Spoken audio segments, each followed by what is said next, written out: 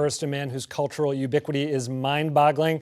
Alan Cumming is known for his performances on the big screen, on stage, and on TV, where he stars in The Good Wife and hosts Masterpiece Mystery here on PBS.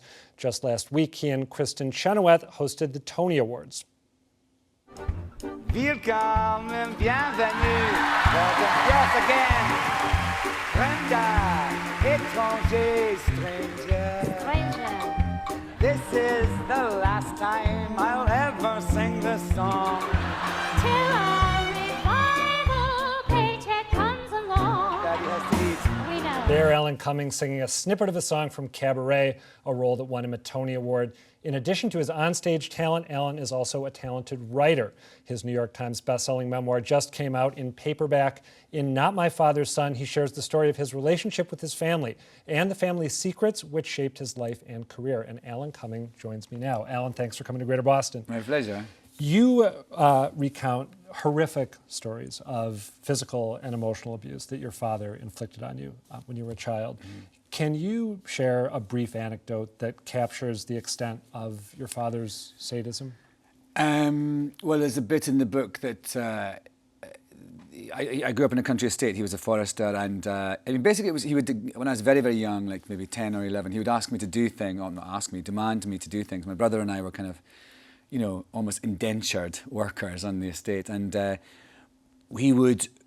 But what he would do is get me to do something that I knew I couldn't do, or not explain to me enough what he wanted, and then of course I would fail at it, and I would fail at the thing, and I would know that he was going to hit me because I'd failed, but also I knew that he was intending me to fail before I even begun it. So it's this mental torture as well as always the physical thing. There's one story you tell where, if I remember right, he's asked you to sort out a bunch of saplings, to sort out the bad ones from the good ones, and he hasn't told you what the criteria is for differentiating the two. It's kind of absolutely, I remember just this sea of, and there was like a sea of little trees in the shed, and it was really dark, and I didn't know what was a good one, what was a bad one, you know, and so when he came back, of course, I'd done it all wrong, and that was really terrifying. That was really bad, actually. And he's protracted the agony by making you sort of stew in it. Yeah, for like a couple of hours, I was just waiting for him to come back, and it was very dramatic. The reason I was in that shed because it was raining. It was a big thunderstorm, and we had to take all the trees inside, and I had to do that. I would have been with the other people in the nursery outside. It would have been safer, actually. But the fact that I had to come inside and do it meant it was more sort of menacing. The stories that you tell are harrowing to read as someone who doesn't know you at all. I cannot imagine living through them. But I'm wondering if you thought twice at any point about sharing these really painful memories with the wider world. Were you reluctant at any point to do that?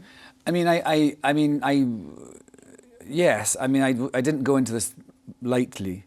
But once I'd started the book, I knew that if I was going, because you know, the book's really about a summer in my life where my father told me I wasn't his son 5 years ago, and I find all this stuff out about my grandfather via the BBC Who Do You Think You Are show. So it's a dual narrative, and so in order to explain why my father did that and why he wasn't in my life, I had to talk about my childhood, and I felt I couldn't do that without really talking and trying to get the extent of how awful it was. You definitely did it. I mean, to my reader's eye, when your father told you that you were not his son, you were preparing to appear on the show, Who Do You Think You Are? How did he deliver that message? Via my brother. He called my brother, and the reason he did that was because he knew I was going to do the TV show, and a reporter had come to his house and was asked, and he thought the reporter was coming because he'd found out that I wasn't his son, and he wanted me to, and he also thought perhaps I was going to find out on the TV show. So then but it turns out the reporter was there for something else. But actually, I mean, because my brother rushed to tell me because he didn't want me to find out in a newspaper. Right. So it was just this mad mess of I mean, it's I don't think there's ever a good time for your dad to tell you you're not his son, but that was probably one of the worst ones. So I've already sort of spoiled one of the twists in the book, and this would be a good time for anyone who's watching at home who wants to come to this book pure, to turn off the TV. Not too long after that, you decide to vet your father's claim that you are not his son by doing a DNA test with your brother Tom. And you have a revelation which is equally or even more head-spinning than the original one. Can you describe that? I am my father's son. I have this exact same DNA as my brother, and so he was lying, but also what's most shocking is that he believed it. And so I think, it obviously was insane and such a crazy kind of torturous mental, and it was also, again, my father was back in my life and he was doing exactly what he used to do, not hitting me, but certainly emotionally and mentally torturing me. So I had to reassess the whole thing. I also had to go to him and tell him that I was his son, and that was obviously a shock to him. And the whole thing was just such a mess. But what I found fascinating was I began to realise, at some point in his life he'd made this the truth for himself, probably to justify his behaviour to myself and my brother and my mum. But I realised he must, I mean, the thing about the book for me, the biggest thing in terms of an epiphany was that my father was mentally ill all those years and undiagnosed. And it wasn't just he was an evil, horrible person, he was actually ill. I should mention that he had explained when he told you that you were not his son, he attributed your birth to a dalliance, or maybe more than that, an affair that your mother had had with a man with whom he once caught her, not quite in flagrante delicto, but allegedly, according to his story, something like that. Yeah, they were coming out of a room in a hotel. And then offered, in a way, his non-parentage of you as justification for all the horrible things he did to you. I think so. I mean, kind of, even when I told him that. And he said some really, I mean, it's interesting, I realise you can't get reason from an unreasonable person. You can't get rationale from someone who's always has been irrational. But he said to me, you must have known.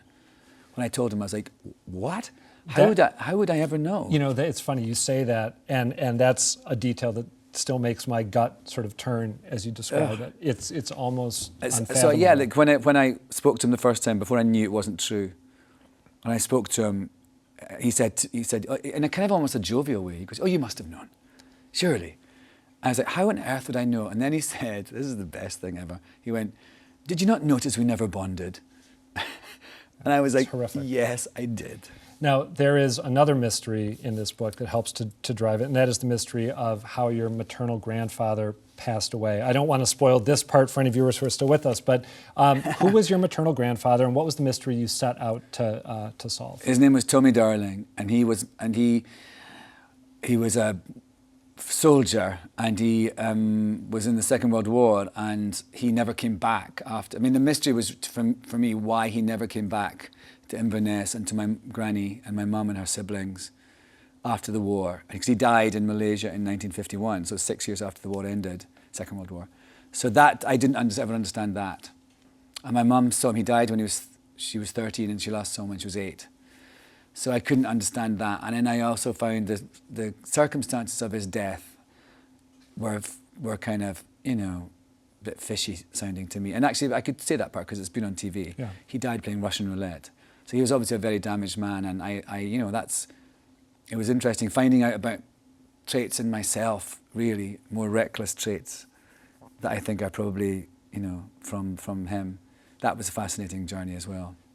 I frequently think this, but I really, really think in your case, I wish I had about twice as much time as we do. We're about to have to wrap up, but one of the big questions that your book raises for me is whether, when someone has experienced something like what you experienced at the hands of your father, whether what we all like to call closure is ever really possible. And the book ends with you visiting the estate that your father had helped preside over. And in the book, you describe the clothes that you're wearing. You include, it's either a selfie or a picture snapped of you by someone. Selfie. It was a selfie. Okay, it looked like a selfie. And then you write, "If my father had been alive, I think he would have been quite proud of me right now." And I found that line very poignant and somewhat sad, because what it suggested to me is that after all the horrible things he did to you, there's still a part of you that craves his approval. But maybe I read it wrong. I think you did. Although, he's my father. I not having a relationship with my father is the saddest thing in my life. Or, is this, when I think about things that I wish were different. But it was more because where that happened was a place where the book begins. And it's about a place my father was obsessed with my hair and how I looked and everything. And the book opens with him telling you to get a haircut. Yes, and so there I was, and I was all dressed up because I'd been at a funeral, and I was back in that shed, and I caught a reflection of myself. And I thought, if he saw me right now, he'd actually think I looked pretty good, and he was. Mm-hmm. So that was really what it was about. But actually, I ended by saying, but it doesn't matter. I think I look good. So that's really what the thing is. But the whole thing about the closure it has been interesting because, of course, you don't write a book about your dad and expect him to go away. Actually, what has been such revelation for me, and the most amazing thing about this whole experience is that in doing this, I've actually brought my father he's right here. I talk about him all the time. I'm going to probably for the rest of my life. He's going to be a big staple of interviews. Yeah. And that's how it should be. He's my father. And so, but now he's right here on my terms. And that's been an incredible thing. Alan Cumming, thank you very much. The book is excellent. Thanks, Adam. Thank you very much.